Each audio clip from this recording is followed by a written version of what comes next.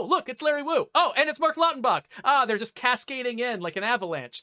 Mark, do you want to introduce yourself to the audience as though most of them don't already know you? Hello. That is, Oh, my head is gigantic. yeah, sorry, I'm a little bit more zoomed in than I usually am in order to sort of. There's complicated Google Meet reasons why I had to do it this way. So Mark is an artist. He built a lot of sort of the elements of the environment in this map, but also a lot of the weapons, and was one of the major sort of minds behind the Trifecta Pack. I should also introduce Dan Mode, I believe, is here. He's another artist that worked on this. Hey everybody, happy homecoming. There is Dan Mode. Hope you guys enjoyed the update. Dan was the lead of the team that put together a lot of our new content, not just the Trifecta Pack, but a lot of the new content that appeared exclusive to Trumbull Valley. And another person who did a lot of this, who had a lot to do with the loot in Trumbull Valley, is Larry Wu. Larry, you showed up a second ago, but do you want to say hi to the audience? Hi, everyone. There's Larry Wu. So yeah, so Larry was involved in not only designing the bounties and putting together the pack and sort of tuning the weapons on the design side. He also handled the loot for Trumbull Valley, the distribution of plague hearts, and had a lot of problems to solve in the wake of my work on the missions. Larry kept having to clean up the messes that I made behind myself. So we can get into that a little bit later. But let me get back into the gameplay view because I'm playing the wrong character right now. We have got a new bounty pack that launched today, September 1st, called the Trifecta Pack. And let me switch to one of my community members who is wearing some stuff from the Trifecta Pack and have Mark maybe give us a little bit of a sense of where the idea for this pack came from. Because I believe it started with you, didn't it, Mark? I mean, it was a group effort, but I mean, there's 12 months in a year, and we had 11 packs. So this is the 12th of those packs. And we wanted to do something a little bit different. And we're like, what do we do? What do we do? What are we going to do?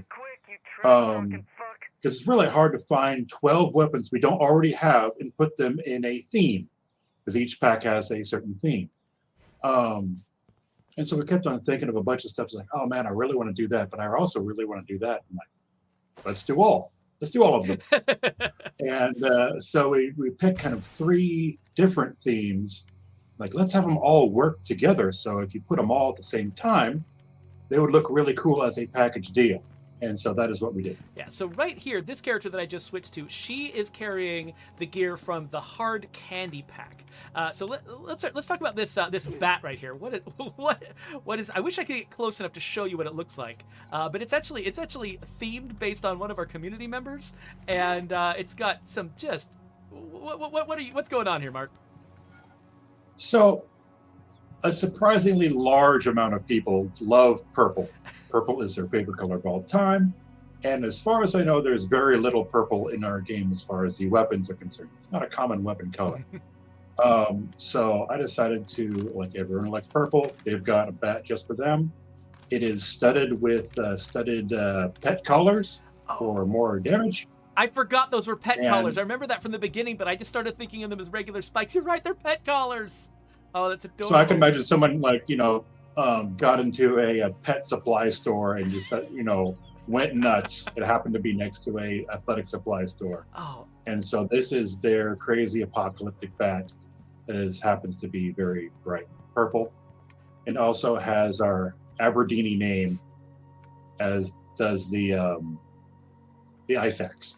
So okay, yeah. So Aberdeen is one of our favorite sort of like community members, content creators, and so she's got her name on this bat. It's also I can't really look at the end of the bat, but it's got a beautiful little cat face on it. And there's just like so many little details on this bat that are just beautiful to behold. And that's actually one of the like hallmarks of the Hard Candy Pack is that there's just so many tiny little details on these weapons. Like you can see with the assault rifle here, which is called what was the assault rifle called? The Mob Stopper. Mob Stopper. The everlasting Mob Stopper.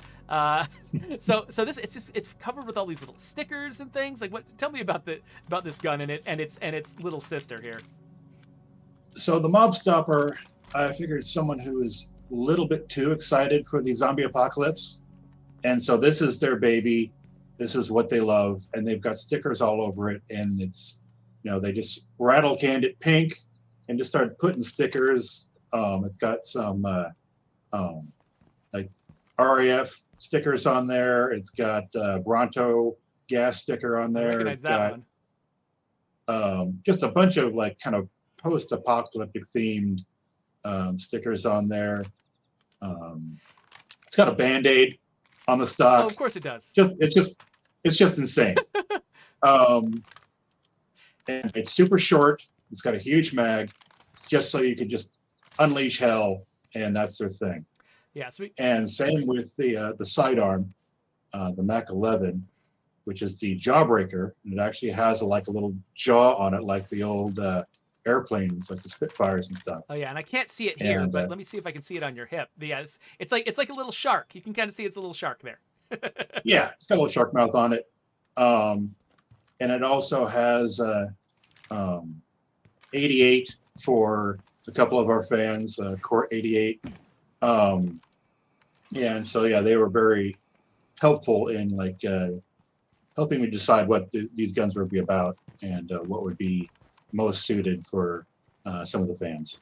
Cool. And then of course they all come with this backpack. So each one of these, and we should really highlight this, that each one of these packs, these collections of items, comes with 4 things. It comes with a melee weapon, it comes with a Yes. sidearm, comes with a primary weapon, and it comes with a backpack. And so this backpack was actually made by our character artist. Is that right? And they're all designed to kind of be as though one person collected these things, and that's their deal. Yeah, and the deal with these, You don't have yeah. to, but they look good next to each other. So these backpacks are not the highest capacity backpack you can possibly have, but they are very light, and so they won't contribute very much to your weight. So even though you can't carry quite as much as you could carry in the biggest, heaviest hiking pack, they still give you an advantage if you want to sort of run around and have and have free reign of the place. And if you're a fan of marathon, you got something for you there. So let's move on. I wonder, maybe we can get Dan to tell us a little bit about the next set of weapons, because this is the race guns, the sort of competition pack of weapons. Yes, I know we have a community of folks that like the pack light, so a lot of them have lightweight accoutrement and decals on them to keep them often used by 3-gun competitions, things like that. So these are guns that you can And the you can move fast in. They're very light. They're cut down.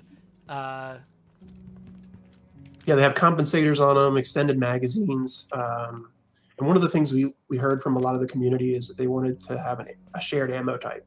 So both with the primary and secondary weapon, this both runs 9mm. Oh yeah, you can see that in my inventory right there. That yeah, I just carry one ammo type for both of these types of guns. So basically, you can just run this gun out of ammo, then quickly switch to the other one. But you don't have to carry two independent stacks of ammo to reload them, which is really nice and convenient. Especially now that we can carry deeper stacks of ammo. If you've got an assault specialist, they can carry one really deep stack of this ammo and keep both of their guns fed.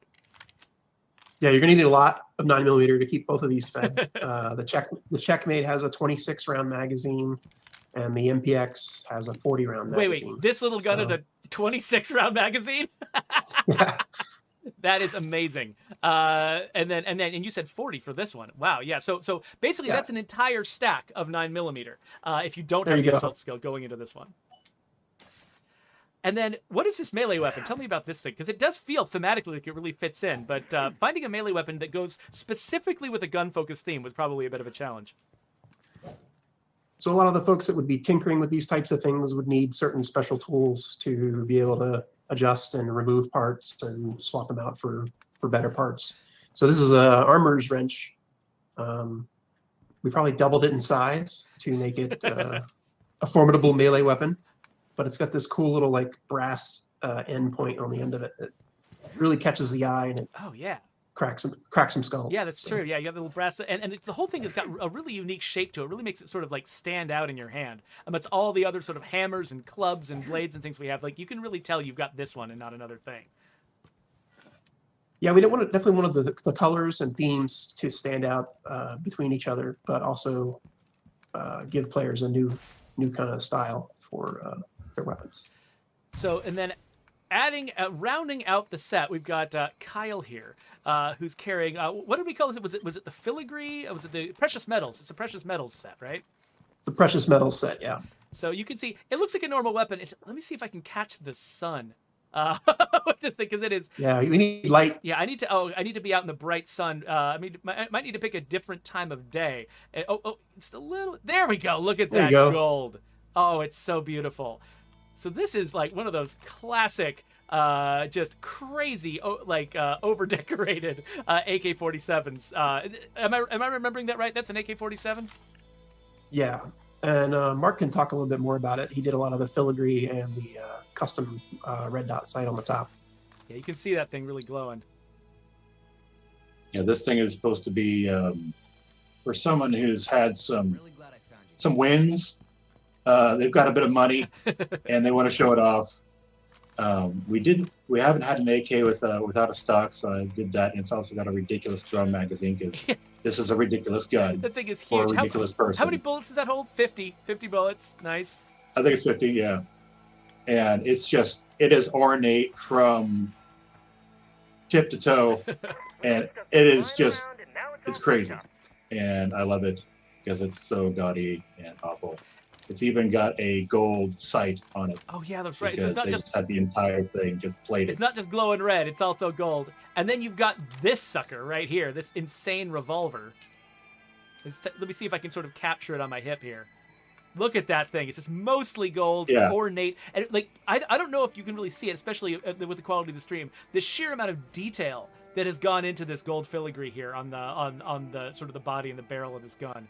And even like, oh man, even like embossed on the leather handle. What have you been doing, Mark? This is crazy. That's all Brant. That is Brant? Brant's baby. He went insane on that one. And he just let his flag fly. And that gun is a thick boy. And it is super cool looking. It is huge. And it is super cool. Oh, and look at that thing. Look at how it kicks. This thing is just insane. And then, oh wait. And this is something that the owner of the AK would definitely have as a backup. Yeah, totally. And then we've got this this golden kukri right here, which you can, once I stop swinging it, you can kind of probably see it sheathed next to my backpack. Look at that thing. It's like, so you've got the silver blade, but then this gold inlay stuff along the side of the blade. It's like two different metals. Looks like a very fancy coin. It just makes you think of money. It's got a Damascus steel blade, which anyone who's watched Forged in Fire is familiar with. And I've watched a couple episodes and taken some cues. And so, yeah, it's got, a pinned handle, and it's got some copper bits on there. We tried to put as many different metals as possible with a rosewood handle. Yeah, it is definitely a companion piece for the other two. And then this backpack too it's one of our backpacks we've got several like this that have very intricate patterns that a lot of the time you don't get close enough to see. Like we've got some that even have like Hieronymus Bosch paintings on them. And this one is in that category of very ornate special backpacks. Yeah, this would be made out of fine leather, intricately stitched. I haven't taken a close look, but I think it's got kind of a, like a Louis Vuitton would have your logo. Oh yeah, it's got this little shiny. All the way across it's almost like a hood ornament on the back of your car. Yeah, it's supposed to be for a very stylish, fancy individual. And that's it. So, Larry, we haven't talked to you in a bit. So it was up to you to sort of work these all out into a set of bounties that players can actually use to unlock them. And I don't know, like, do you have a favorite one of these that you want to sort of talk to us about, or anything about that process? Yeah, sure. I mean, the process of making the bounties is pretty fun, I think, just because like we're trying to thematically connect a task to the visuals of the guns themselves, and so being able to do that with the backpacks, requiring you to collect resources, but like some of them are a little more challenging. It's like, how do you make a bounty that reflects kind of like gaudy, rich, precious metals guns? And I think what we came up with was like them costing an arm and a leg, and so you collecting the arms and legs of the zombies you go after. So you're one of them, yeah. That's probably one of my favorite bounty themes that we've come up with lately. That's really cool. But working on these bounties, it's not actually the only thing you did to contribute to Update 26.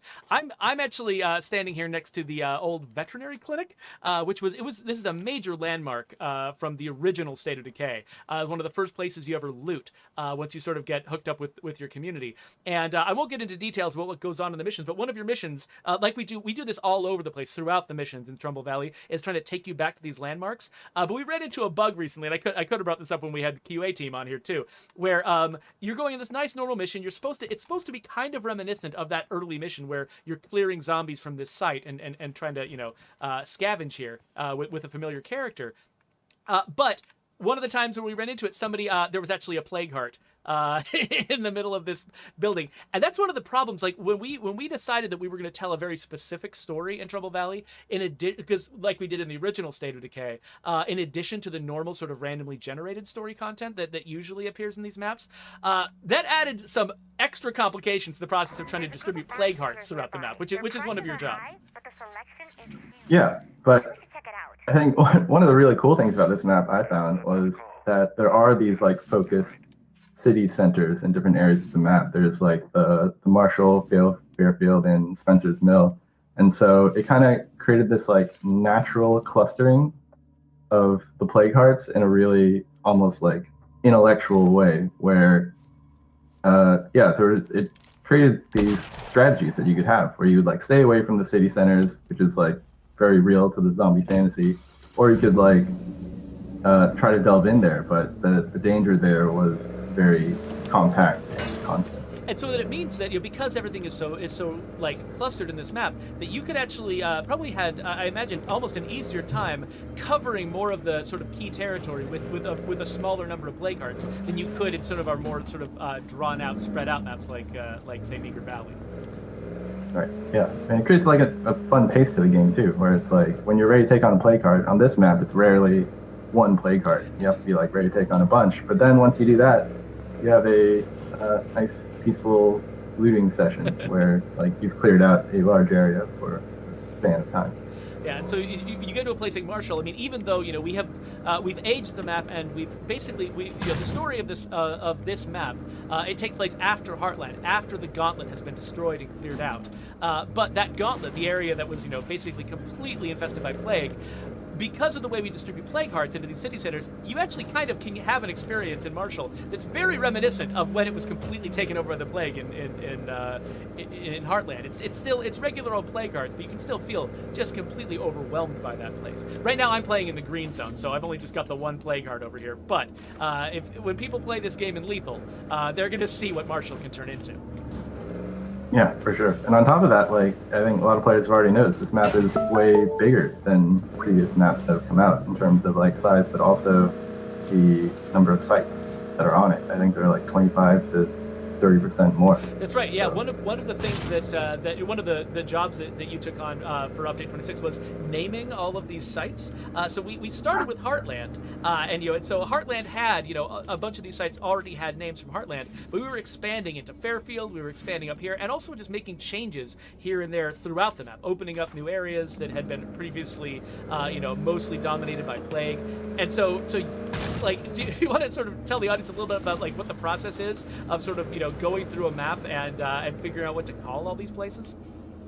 Well, that's actually really fun. You get to basically like play the game, drive around to every place that doesn't have a name, and like think as a zombie survivor, like what would I call this place if I had to communicate it to the rest of my community in terms of like as a meeting place. I think that's the general rule we use when we talk about a place. Like, how could I communicate basically like the color, the size, the exact type of building, and then some like have really cool art pieces around them. Like I think one had like you got the house with the fancy fence right here.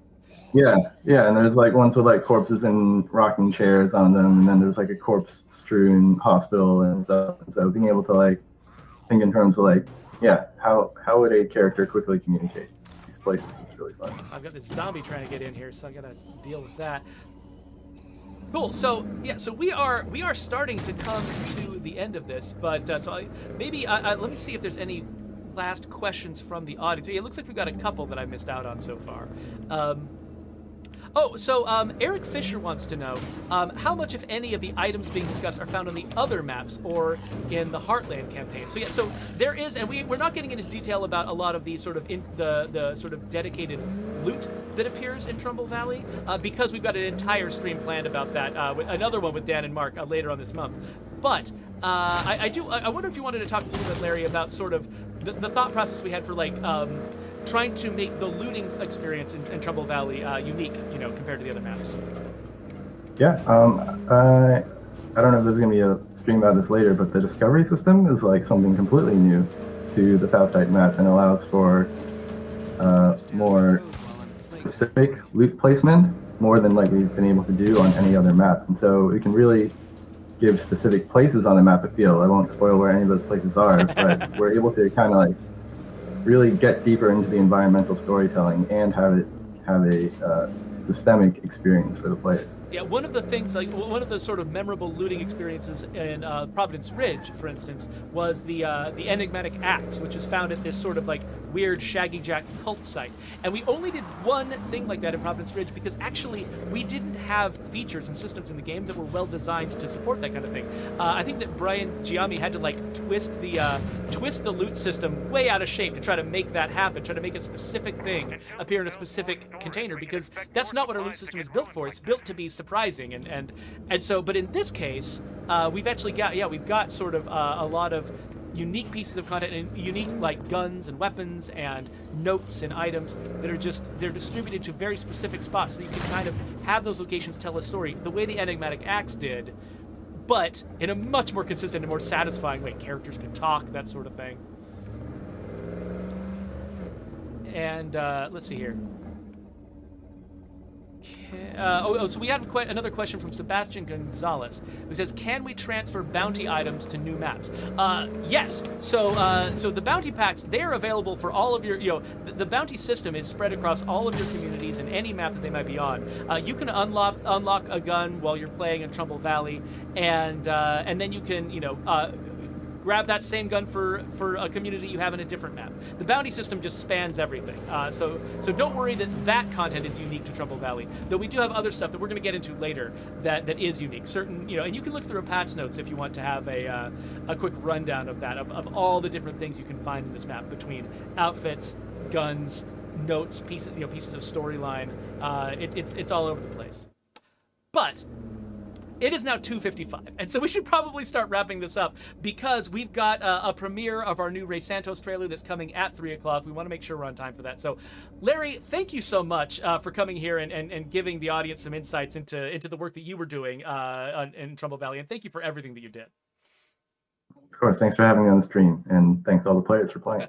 Dan Moe, do you want to say goodbye to the audience too? Where did Dan go? Bye, guys. There he is. I have to unmute my mic. Well, that was very kind of you. But yeah, thank you for everything. I mean, leading this team that put together not only the content we just showed in the bounty pack, but also all of the unique, weapons and items and outfits and things like that are showing up on this map for the very first time. Thank you for your leadership and for all of the work that you did to make this stuff happen. Thanks, Geoffrey. I had a good time making it, and look forward to talking to you guys about the more content that we have up ahead. Yeah. So, and then Mark, see you soon. Mark, thank you so much for the inspiration behind the Trifecta Pack and all the work you put into that, as well as everything that you did to put this map together. It's really gorgeous stuff. Well, thank you very much. I mean, it is again a love letter to all the fans. Hopefully, everyone will just dig into it, find all the secret stuff, because there is a ton of secret stuff. And just thank you for everyone for just providing just a great job.